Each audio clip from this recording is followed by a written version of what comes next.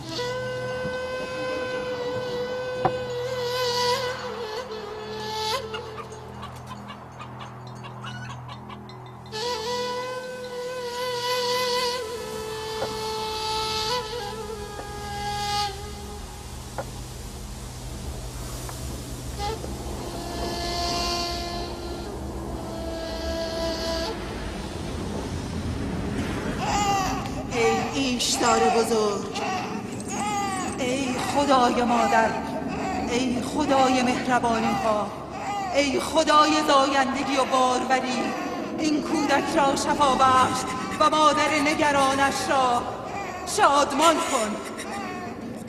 مادر این کودک عهد می کند به درگاهت هدایای گرانبها تقدیم کند.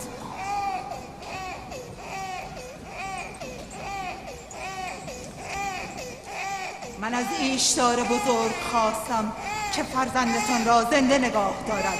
او تقاضای مرا پذیرفت.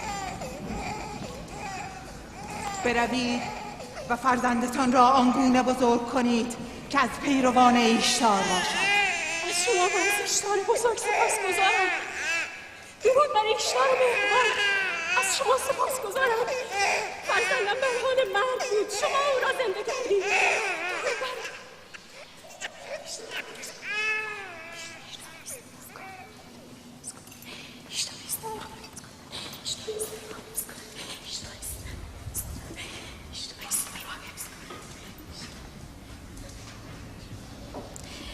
بیشک این کودک نیست، چون فرزند ما شفا خواهد یافت. ایشتار خدای مهربان و قدرتمند است، حتما او را نیز شفا خواهد داد. حتما همینطور است. برویم. شما را چه می شود؟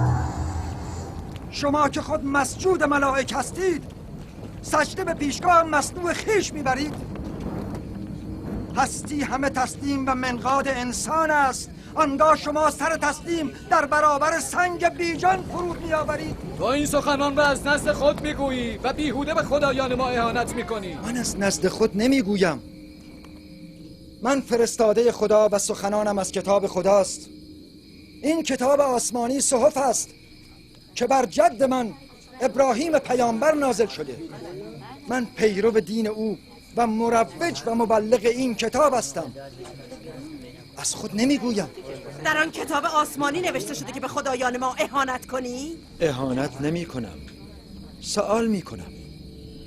اگر میدانید پاسخ بدهید، اگر نمیدانید بپذیرید. از شما میپرسم، تندیس های معبد ایشتار خالق شما هستند یا مخلوق شما؟ ایشتار بر شما سیطره دارد یا شما بر ایشتار؟ ایشتار بر شما فرمان میراند یا شما بر او؟ اگر ایشتار سنگی ضعیف و ناتوان است، پس چگونه فرزند مرا شفا داد؟ راست میگوید، ما هم دیدیم. آری حقیقت دارد. ایشتار فرزند او را شفا داد، من دیدم. آن شنوای دانایی که ناله های تو را شنید فرزند تو را شفا داد، نه ایشتار. تو اگرچه به غیر خدا پناه بردی و از غیر کمک خواستی، اما او که آگاه بر احوال همه بندگان است به حال زار تو رحمت آورد و فرزندت را بهبود بخشید. تو را چون چشم بصر است و بصیرت نیست، ایشتار را دیدی اما شفا بخش حقیقی را ندیدی. خلاصه کلام یعقوب این است که خدایان خویش را رها کرده و خدای او را بپرستید. درست نگفتم؟ آخر از خدایان خود چه خیری دیدیم که از خدای تو ببینیم؟ من شما را به پرستش خدای برتر میخوانم، خدایی برتر از همه هستی. از کجا بدانیم که خدای تو از دیگر خدایان برتر است؟ از کجا که تو و خدایت همچون کاهنان معبد اشتار به فکر انباشتن سیم و زر و تامین منافع خود نیستید. همه میدانید که من برای لابان شبانی میکنم و از خود چیزی ندارم. آیا تا کنون مزدی از شما طلب کردم؟ آیا جز کار و تلاش و شبانی از من دیده اید؟ اگر از این پس طلب کردی چه؟ تا کنون قدرت نداشته ای وگرنه تو هم بهتر از کاهنان نیستی. همه شما یکی هستید. بر اریکه قدرت که تکه زدید شکم خود را سیر میکنید و گنجینه های خود را انباشته میگردانید. من به تو حق میدهم. تنها فرزند بیمار خود را از دست دادی و هیچ کس تو را یاری نکرد. نه ایستر جادوگر و نه ایشتار خدای معبد. اگر به همه خدایان هم پشت کنی حق داری. من با ایشتار خدای ناتوان معبد کاری ندارم. روی و سخنم با خدای نادیدنی توست. ما به اندازه کافی از خدایان سرد و سنگی کشیده ایم. تحمل خدای دیگر را مأمورین آمدن. مأمورین معبد آمدن. فرار کن فارس، فرار کن.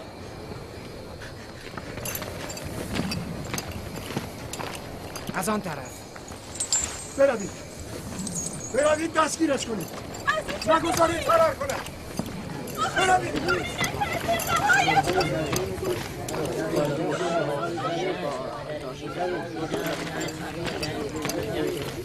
اگر داماد لابان فرماندار نبودی میدانستم با تو چه کنم. مرا از تو و مأمورین معبد باکی نیست.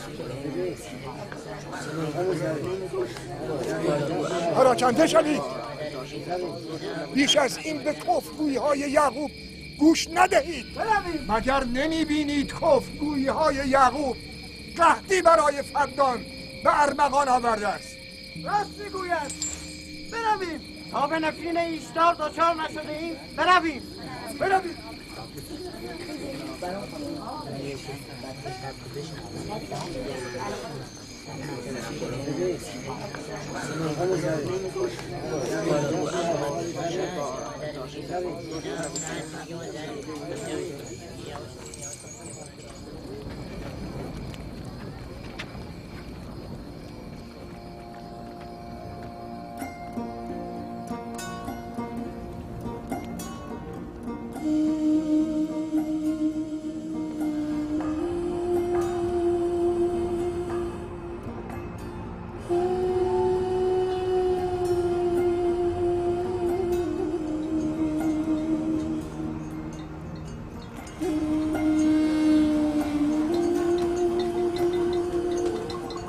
اگر به زودی باران نبارد تمام محصول مردم پدن از بین میرود.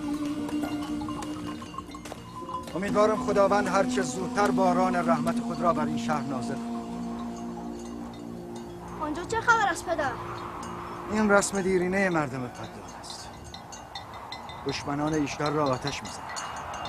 آتش زدن با منجنیق.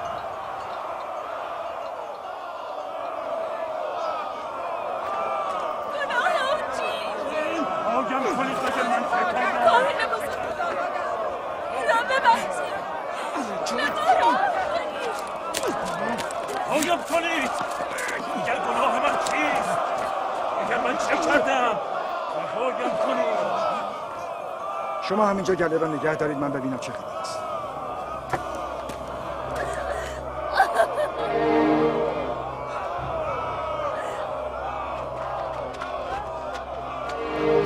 آیاب کنید! به ما راه کنید! دیگر من چه کردم؟ رهایم کنید!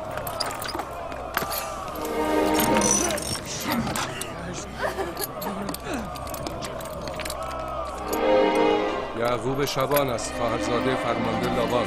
کاهن بزرگ برم فارس کنم. بزار کافر همین است. مردم فدان به دادم نرسید. من بیگناه. فارس باید تو یادان شود.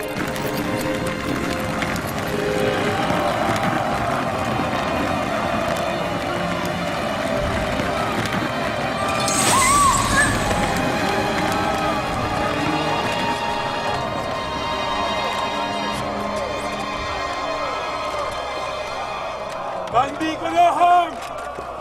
مردم فتان به من راه کنید. من بیگناهم این مردم فتان. متهم فارس دشمن ایشتار می باشد.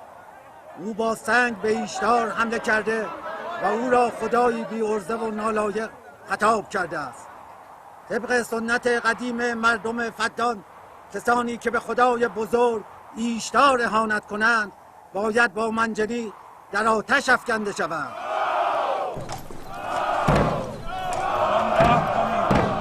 اگر گناه من چیست؟ از حق خود دفاع کردم. مردم فتان، به من رحم کنید.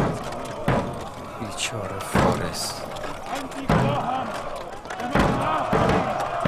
به من رحم کنید. مردم فتان، گناه من چیست؟ گناه من چیست؟ من بیگناهم.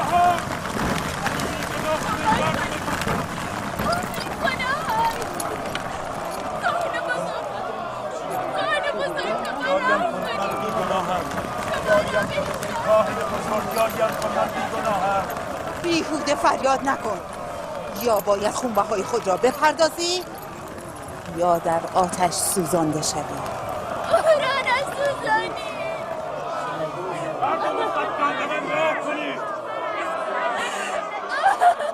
من بیگناهم ای مردم فتان. را نسوزانی. بهای خون او چقدر است؟ من میپردازم. تو میپردازی؟ نه، او خود از دشمنان ایشتار است.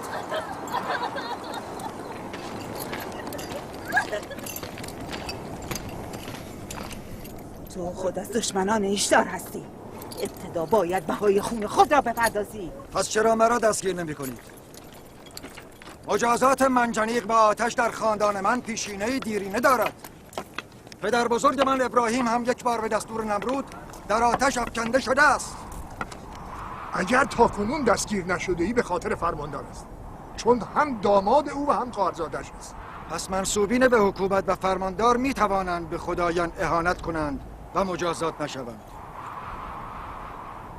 دستگیرش کنید و چون پدر بزرگش در آتش بیافکنید.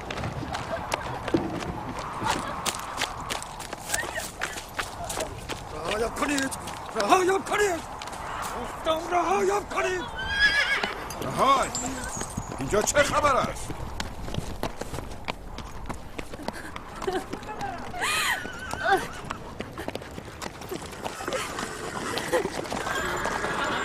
او را رها کنید. متهم را هم آزاد کنید. فارس باید مجازات شود. وقتی یعقوب خونبهای او را میپردازد حق ندارید او را مجازات کنید.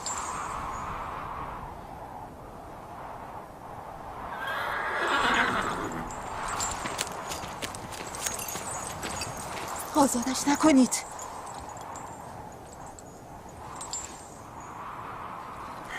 یعقوب، تو باید 500 دینار بابت خونبهای فارس بپردازی.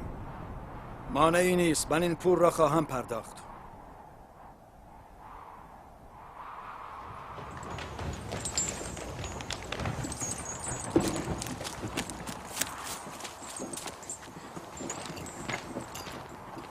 خداوند دایی خوبم لبان را حفظ کند.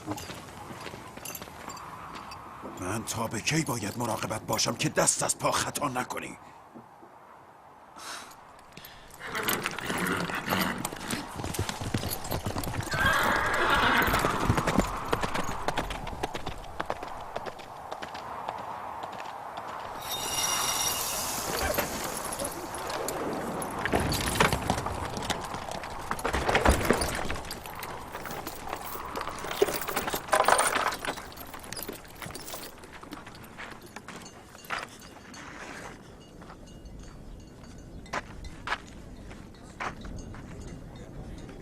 سپاسگزارم. چه میکنی؟ سپاسگزارم. تا زمانی که خونبهای خود را پرداخت نکردم برایت سعی و تلاش خواهم کرد، برایت کار خواهم کرد. تو خاندان فارس را نجات دادی. تو زندگی ما را نجات دادی. برویم.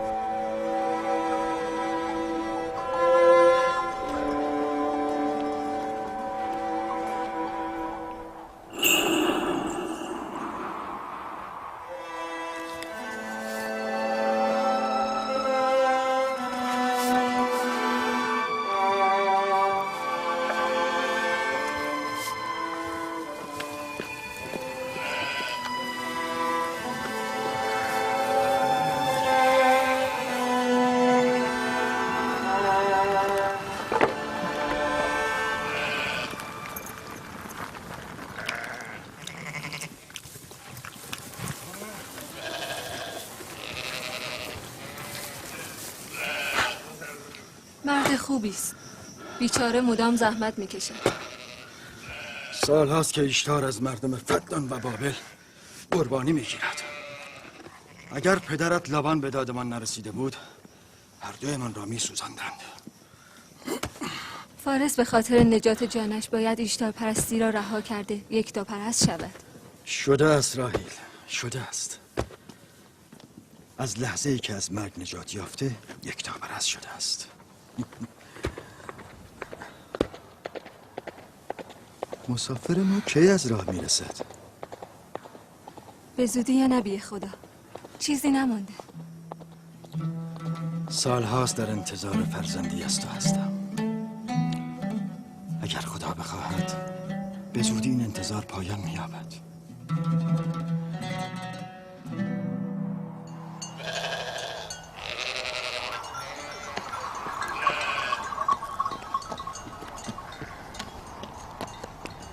درود بر ایسردان و همراهان. درود بر یعقوب شبان. سپاسگزارم. میبینم هدیه به معبد ایشتار میبرید.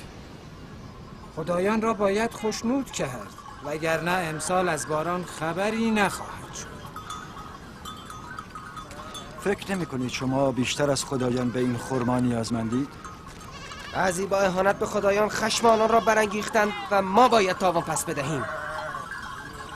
شما اطمینان دارید که به اراده تندیس‌های سرد و سنگی معبد ایشتار باران میبارد؟ کفرگویی‌های تو باعث خشم خدایان شده و ابرهای بارانزا را از سرزمین فدان دور کرده است. دست از اهانت به خدایان بردار یعقوب.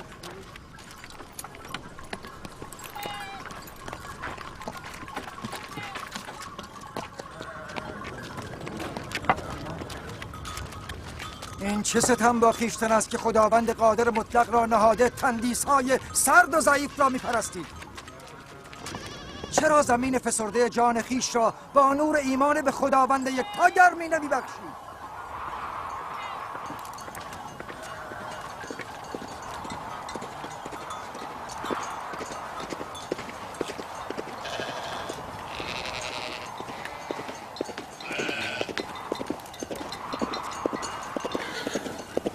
ایشتار بزرگ الهی باروری، معبدت را با خون دشمنانت تطهیر می کنم. باشد که خوش سالی را از این دیار دور کنی و باران رحمتت را بر مردم فدان بباری. ای ایشتار بزرگ، معبدت را با خون دشمنانت تطهیر می کنم. باشد که خوش سالی را از این دیار ببری و باران رحمتت را بر مردم فدان فرود آوری. مثل همیشه مقابل معبد ایستاد و به خدایان اهانت کرد. با ایستادن مزار فرزندش نیز سخن گفت، اما من چیزی نشنیدم. باشد که خوش سالی را یعقوب دست بردارید و باران رحمتت را بر مردم فدان بباری. ای ایشتار بزرگ،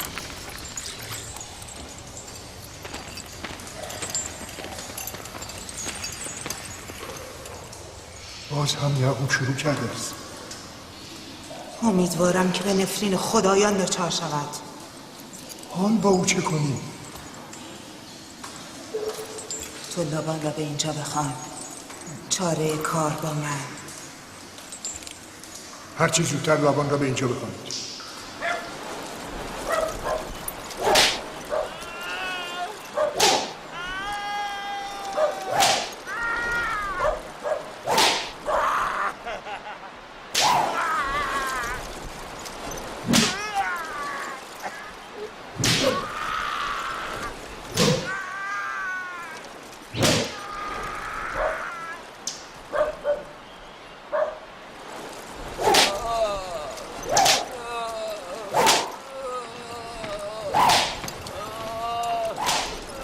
عالی جناب، بزرگ کاهنان معبد ایشتار از شما دعوت کرده که به دیدار ایشان بیایید. امر مهمی است؟ بله جناب، فرمایید. دست نگه دارید.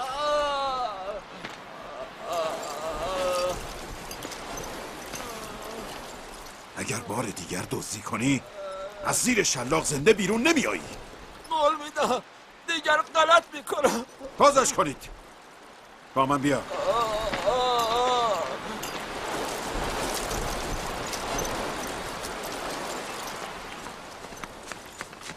ظاهرا موضوع مربوط به یعقوب شبان. اعمال یعقوب به خودش مربوط است. من پاسخگو نیستم. بر علیه خدایان سخن. این هم وظیفه کاهنان است که به او پاسخ درست بدهند. اگر توان پاسخگویی ندارید چرا مزاحم من میشوید؟ خدای خدایان ایشدار بزرگ خشمگین است. من وقتی میبینم خشکسالی و مرگ مردم فدان را فرا خواهد گرفت. مادران داغ دیده میبینم. منتظر باشی. کاهن بزرگ را خبر. ایشدار را به خشم آوردند. ایشدار کفر و اهانت را در حق خود بر نمیتابد. کسی ایشدار را به خشم آورده است. آنکه به خدایان اهانت کرده به زودی مجازات میشود. ایشدار بزرگ قربانی میطلبد.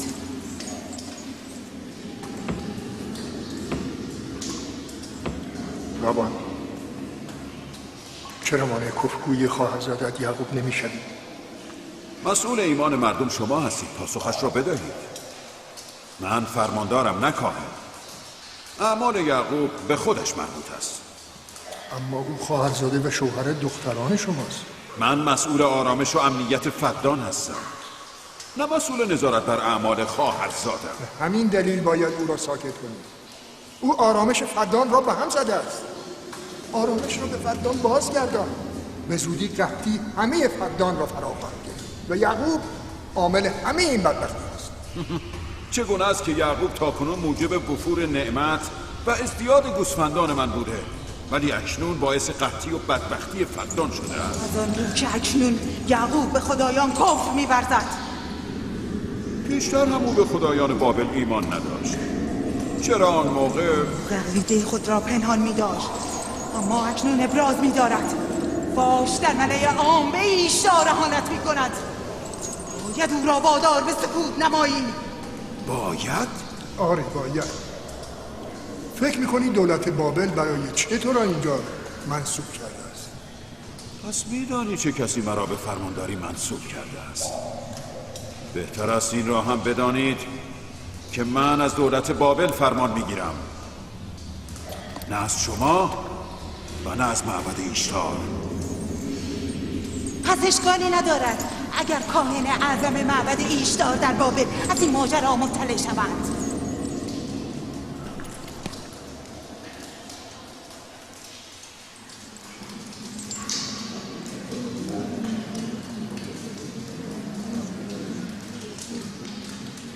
با یعقوب سخن خواهم گفت. به یعقوب بگو اگر خطری از جانب او من و خانواده‌ام را تهدید کند تمام خاندانش را به آتش خواهم کشید.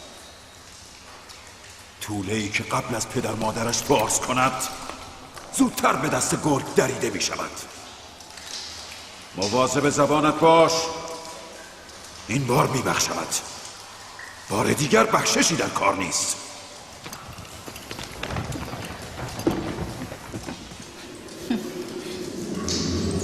اگر قحطی موجب از بین رفتن محصول من شود یعقوب و خانواده‌اش را زنده نخواهم گذاشت. همین حالا هم به محصول امسال امیدی نیست.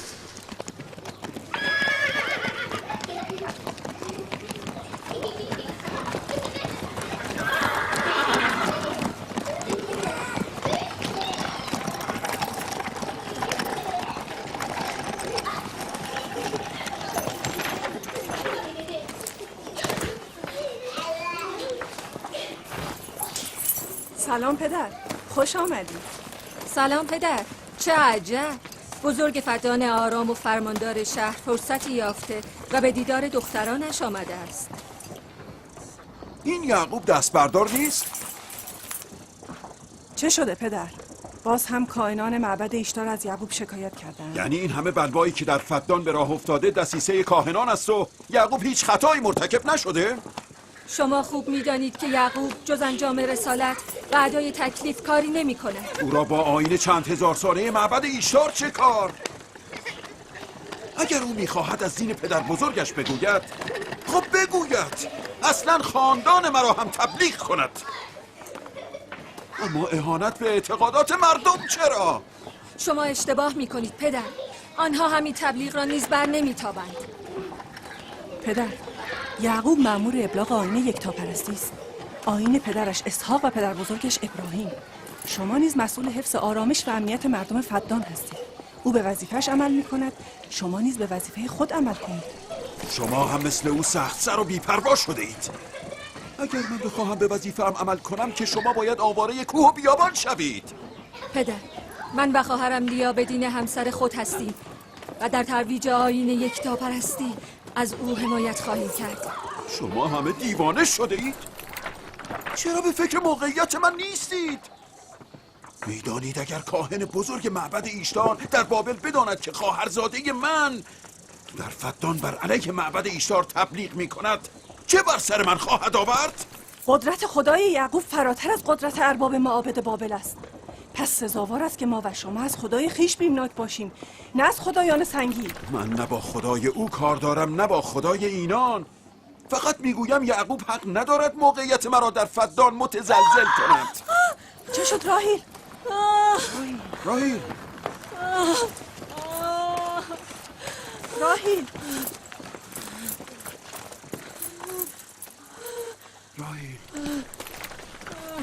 راهیل چه شده دخترم؟ چرا رنگت پریده؟ وقتش رسیده. بله قابله را خبر کمک کنید. فارس؟ بله عالی جناب. به دشت جدون برو و یعقوب را بگو که زود به اینجا بیاید. عجله کن. با اسب من برو.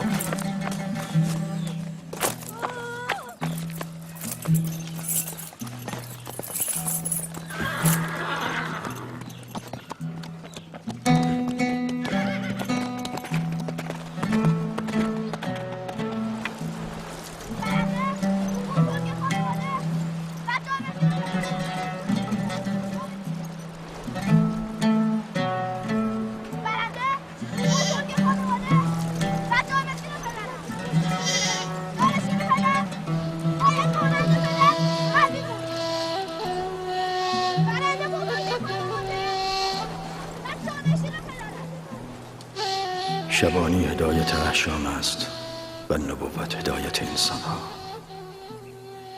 شاید به همین دلیل اکثر انبیا شبان بودند. من که اسرائیل هستم فرزندانم را با گوسفندان به صحرا آوردم که هدایتگری را بیاموزند. چرا فرزندان من بنی اسرائیل زورمداری و قلدری را معیار برتری و سروری می دانند؟ من که زورگویی و قلدری را به اینان نیاموختم.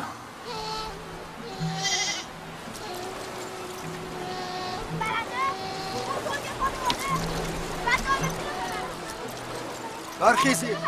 برخیزید! برخیز شما! برخیز! جانشین من و بزرگ خانواده کسی است که خدا را بیش از همه دوست داشته باشد، نه آن که زورش بیش از همه باشد. ابراهیم و اسحاق بهترین بودند، نه قدرتمندترین.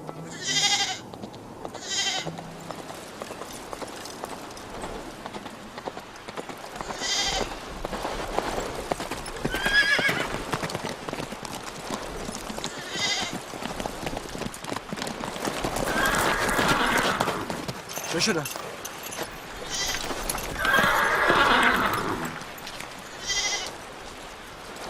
شما گله را بیاورید.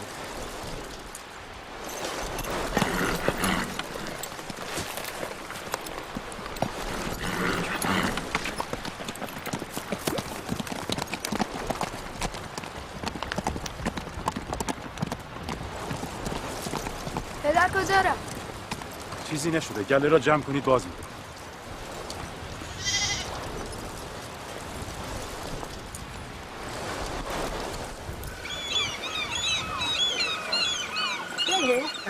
راهیل هوای توست؟ بله. ببینم رابطه تو با راهیل خوب است؟ خوب بوده. تا امروز که فرزند نداشت هم راهیل با من خوب بود هم یعقوب. اگر آنها صاحب فرزند شود میدانم که هیچ یک برای من ارزشی قائل نخواهند شد. چرا این گونه فکر میکنی؟ یعقوب و راهیل انسانهای بسیار خوبی هستند. یعقوب راهیل را خیلی دوست دارد اگر بچه‌ای هم از او داشته باشد او را بر همه همسرانش سروری خواهد داد. مگر او چند همسر دارد؟ 4 همسر، من و لیا و زلفا و راهی. همه همسران؟ آری، من و لیا و زلفا را دیگر فراموش خواهد کرد. عجله کن، اگر دیر برسیم همه تقصیرها به گردن من میافتد. من گمان نمی کنم. یعقوب مرد عادل و مهربانی. اگر به جای حسادت کمی بر محبت خود بیفزایی هنوز هم تو را دوست خواهد داشت.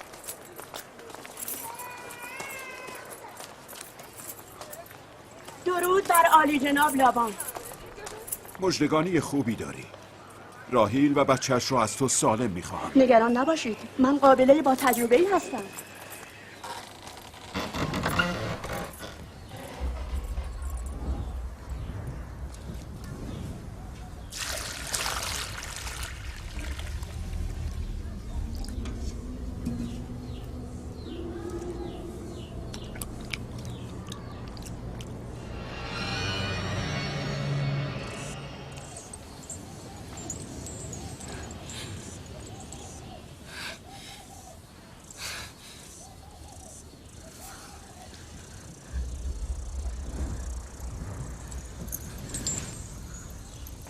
نگران نباش، خداوند بزرگ و مهربان است.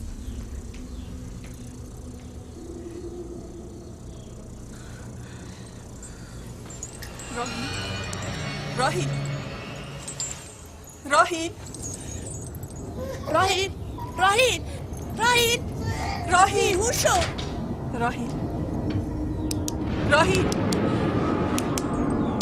راهیل راهیل نکند که راهیل گرفتار خشم خدایان شده است.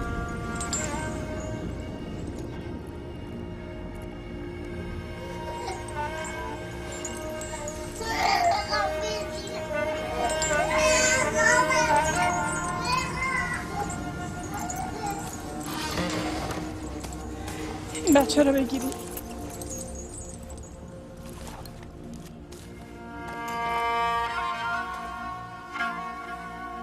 برای خالتان راهیل دعا کن.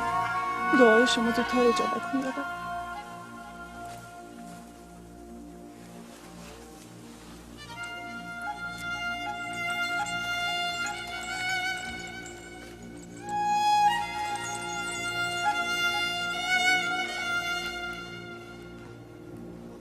پس چرا کاری نمی کنید؟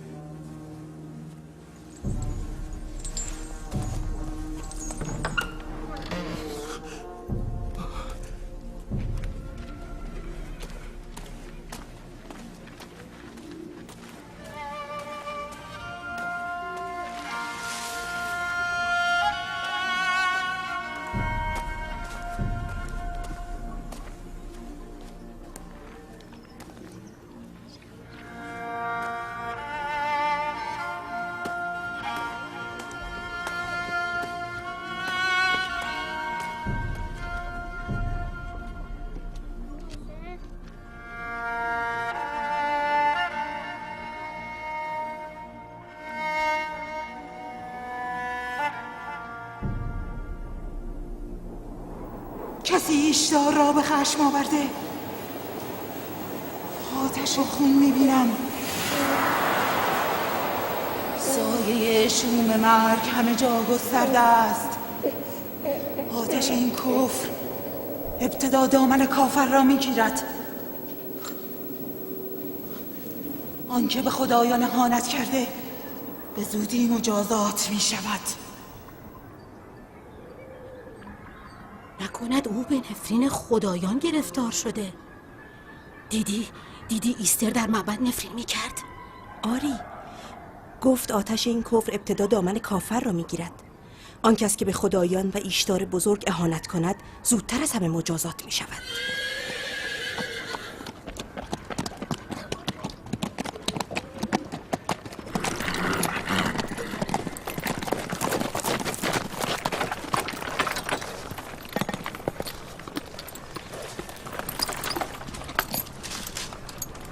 حال راهیل چطور است؟ چندان تعریفی ندارد.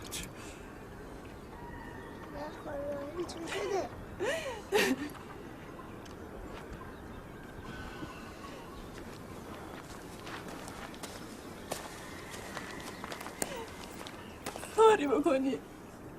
حال راحیل خوب نیست. آرام باشید. ما خدا را داریم. هر آنچه که او اراده کند همان خواهد شد. مردم به تن و کنایه میگویند او به نفرین ایشتار و جادوی ایستر دچار شده است. بسیار خوب. حال ببینیم خدای راحیل و فرزندش بزرگتر و قوی‌تر است یا خدای ایستر. مراقب راحیل باشید. من باز میگردم.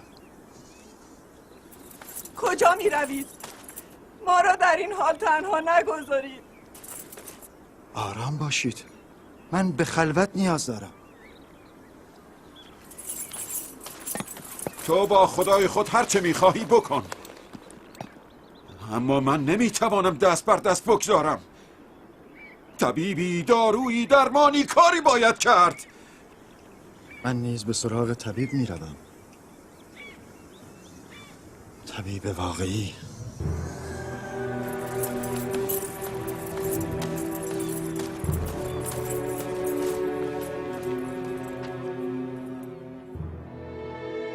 او هم بلای جان مردم فدان شده، هم بلای جان دختران من. نمیدانم با او چه کنم.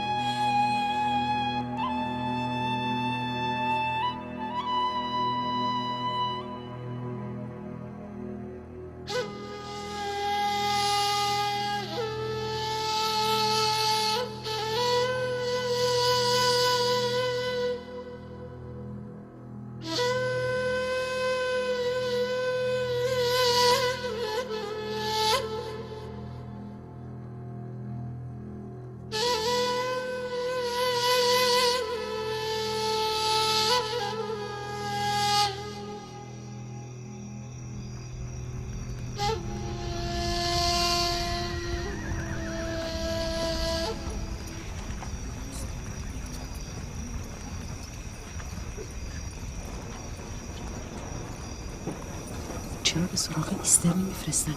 قابلی توانایی است. راست میگویی. جناب لابان، به سراغ ایستر بفرستید. اگر او بیاید قابله توانایی است.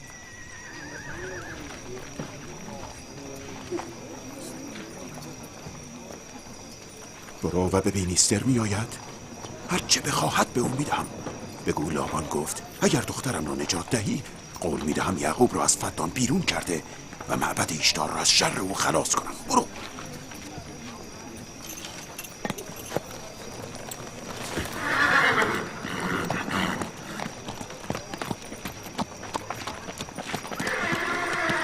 یعقوب به نفرین خدایان بابل گرفتار شده. سزای کفر به ایشتار بزرگ همین است. ببر صدایت را!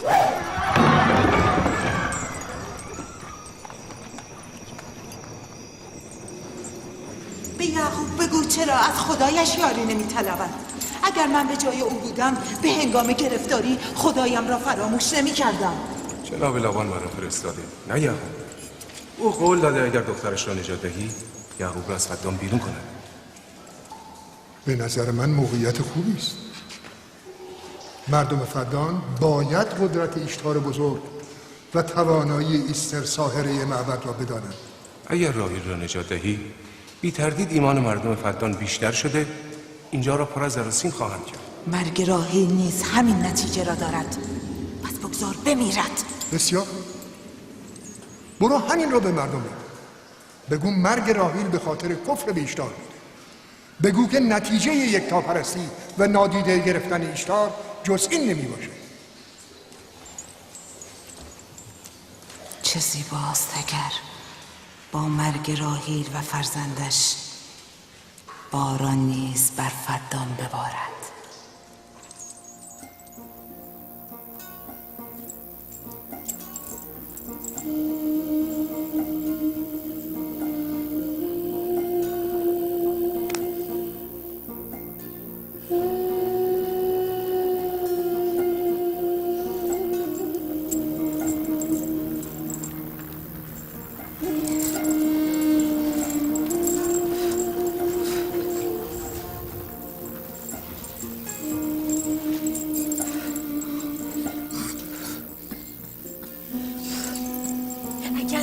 هوش نیاید هر دو میمیرن. این دو را میکشد، به هوش نمی آورد.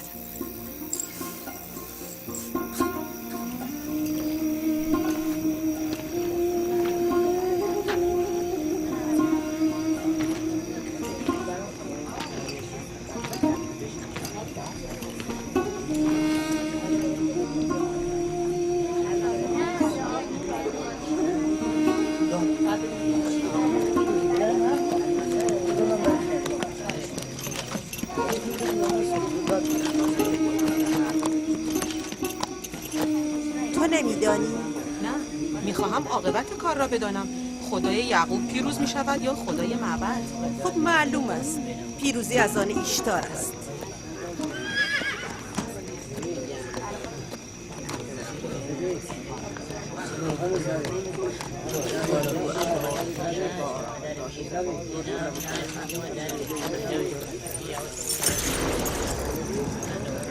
لابان اسباب زحمت من شده ای که چه؟ یعقوب که گفت خداوند قدرتمند و بی نظیری دارد، پس چرا از او یاری نمیخواهد؟ جان راهیل در دستان توست، یاریش کن. اصلا فکر نمی کردم که به این زودی یعقوب دست نیاز به سوی معبد ایشتار دراز کند. چه خیال بیهوده و تصور باطلی. چه چیز باعث این تصور غلط در تو شده است؟ به زودی این تصور باطل حقیقت خواهد یافت آنگاه که مرگ زن و فرزندت را به عیان مشاهده کردی. مرگ و زندگی به دست خداوند است، نه به دست ایستر و ایشتار. من از ایستر خواستم که به اینجا بیاید. حال راهیل خیلی بد است. راهیل به جز به خدای خود به دیگری نیاز ندارد. از خانه من برو بیرون. بیرون. صبر کن یعقوب، با تو هستم. برو بیرون. زن و فرزندت امشب نابود خواهند شد. خشم ایشتار جز با مرگ عزیزانت فرو نخواهد نشست. همسر من با دعای تو نیامده است که با نفرین تو برود. مردم فدان، این نه به خود رحم می کند نه به شما. کفر او هم قحطی برای شما برمغان خواهد آورد، هم مرگ را برای زن و فرزندش. به زودی جادوی ایستر و قدرت ایشتار هر دو را خواهید دید. وای بروزت، اگر بلایی بر سر دختر من بیاید.